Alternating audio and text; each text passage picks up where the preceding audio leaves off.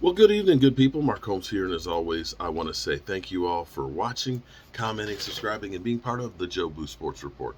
Without you guys, as well as you ladies, you know that this literally does not work. I hope everybody's having a great day and going into the weekend. It has been an extremely busy week and a very rewarding week for me. I am truly blessed in so many ways.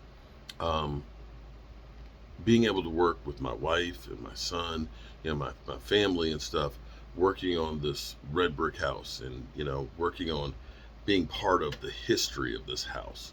Um, that's the way I look at it. It's like a chain, and we're just another link in the chain of the lineage of this house. And somewhere down the line, somebody else is going to have to be another link in the chain of this history of this house to continue its, I don't know what the word is. It's history, it's life, and so on. And honestly, when I say life, I feel like the place has really come to life. I saw so many things that I loved about the house when I first saw it, but now that things are really going together, it's even better. It's almost like a high, and it's crazy because we worked last night until like 9:30. My beautiful bride was awake at like 5:30 this morning and stuff. We were talking, fell back to sleep though. But we're right back at it 9 o'clock this morning, and I worked all the way to doing the live stream at the house, and it's hard for me to leave. It's like every day I want to do more and more on it, and that's where I feel really blessed. What's crazy is it's almost 11 o'clock, and I got to be back there at 6 a.m. to let the guys in to start hanging the drywall. But I'm so excited about it. It's like, I could have just stayed there for the night and, probably had the police called on me like, what is this guy doing at the middle of the night working on it? But it's literally that exciting for me. Um, Here's what's funny. I feel like this is a deja vu moment in the making. I remember after the 2016 season, Dak Prescott's rookie year, the New York Giants swept the Cowboys. They beat us both times. Now, they ended up losing in the first round of the playoffs, Odell Beckham Jr.'s first playoff game. But I remember Chris Sims going through and talking about how they're a Super Bowl favorite and how good they were and things. And I remember how the Giant fans literally trolled us. You guys are ass. We kicked your ass last year. We're going to the Super Bowl. And they just kept on and on and on. It's like, dudes, chill. The season hasn't even gotten here yet. You guys are like, blowing your wad right now. And that was the last time the New York Giants beat Dak Prescott. And now we've got the Eagles that are constantly going through and talking about Dak Prescott. Dak sucks. He's a choke artist. He stinks. Dak Prescott. Mr. Interception Man. All these different things and all that. And they always are telling us, you need to get rid of Dak Prescott. Well, I realized something tonight because I was sitting there getting ready for my live stream. And as I was sitting there, I was thinking about Philly 500's schedule release show because we checked out on him while we were live last night, and he was talking about, forgive me for yawning, talking about the Eagles, that they have a chance to go 15-2, and the first 5 games will be easy, and that they're just like they've got no competition. It's almost like they're Division 1A powerhouse is going to be playing all Division 3 teams. That they're going to literally just blow everybody away. But somebody asked them, and they said, what about those 40 burgers that Dak's been putting on you? And he never answered the question. He should be a politician because he deflected and said, oh, well, he chokes in the playoffs. It's like, but we're not talking about the playoffs. We're talking about when you play them. And the funny thing is the deflection is, well, we had Gardner Minshew playing. Yeah, but the interesting thing is this. Here's the interesting thing. Your point average last season was 28.4 points a game, right?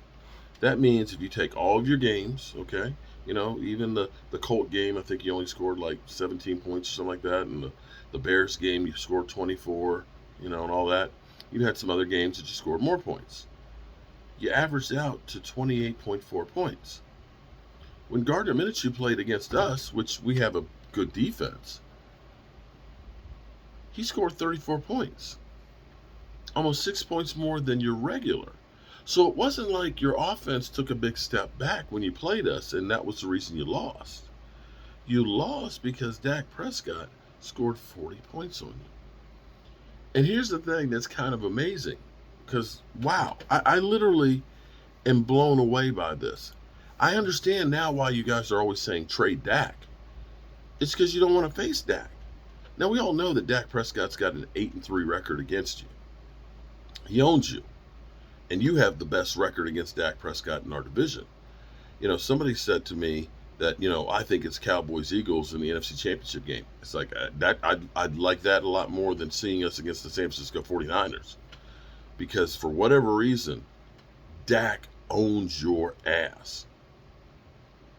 If we go into this a little deeper than just the 8-3 record, understand one of those losses was his rookie year, where he only played one series.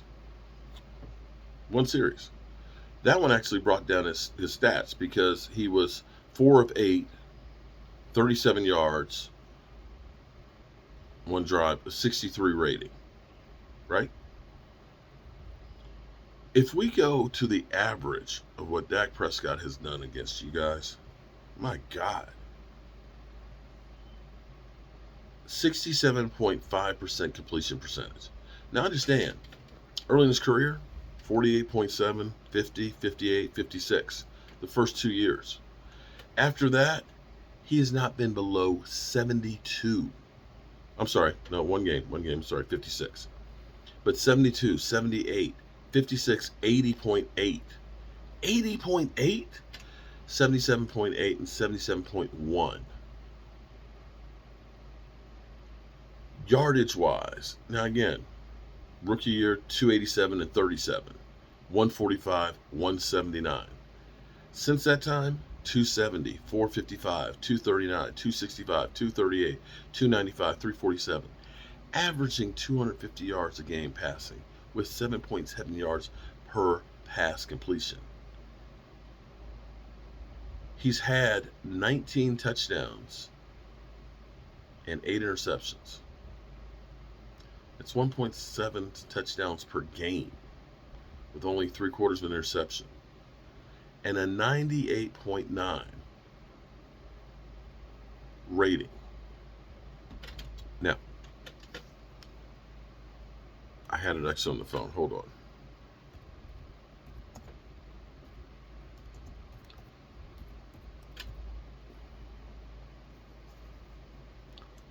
This is actually mind-blowing.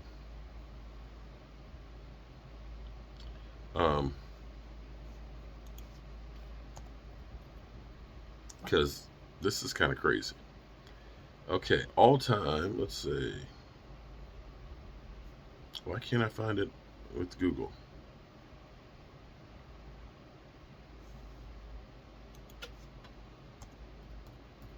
Must be because I'm tired. My computer's like, we're tired too.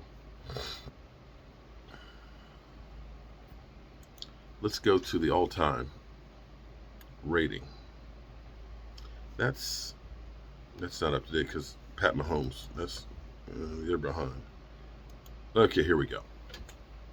Pat Mahomes, number 1, 105.7. That's a jazz station. Smooth jazz. No, it's 105.9. Sorry. Aaron freaking Rodgers, 103.6. Deshaun Watson, 102.3. Joe Burrow, 100. Russell Wilson, 100.2. Drew Brees, 98.7. Kirk Cousins, 97.8. Tied with Dak Prescott. So here's the thing. Dak Prescott is 8th all time in quarterback rating. When he plays the Eagles, his 97.8 goes up to 98.9.